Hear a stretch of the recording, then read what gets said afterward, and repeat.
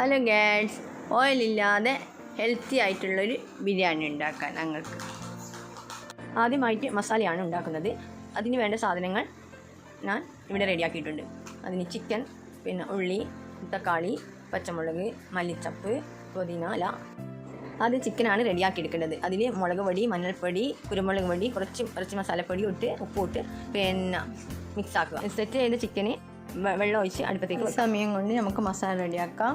മുറിച്ചിട്ട items എല്ലാം കുക്കറിലേക്ക് ഇടാം. കുക്കർ മൂടി വെച്ച് 2 വിസിൽ വരാം.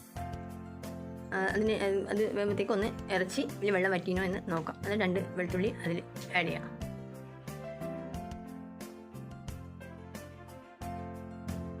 അതിനുശേഷം മസാലപ്പൊടികളെല്ലാം ആഡ് ചെയ്യാം.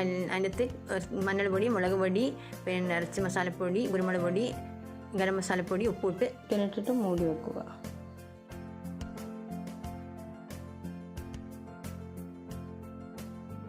ഇനി നമുക്ക് നെയ്യില്ലാത്ത ബിരിയാണി വെക്കാം. അതിനുവേണ്ടി ഞാൻ എടുത്തിരിക്കുന്നത് ജീരകശാല റൈസ്, ഉള്ളി, കറുവപ്പട്ട, കറാമ്പ്, മല്ലിച്ചപ്പ്, കരിവേപ്പില, പുതിനയില. ബിരിയാണി ചെമ്പ് വെക്കുക. അതിൽ നമ്മൾ എടുത്ത് വെച്ചിരിക്കുന്ന എല്ലാ സാധനങ്ങളും അതിലിടുക. ഇട്ട് നല്ലപോലെ ഇളക്കുക. ഇളക്കിയതിന് ശേഷം കഴുകി വെച്ചിരിക്കുന്ന അരി അതിൽ ഇടുക.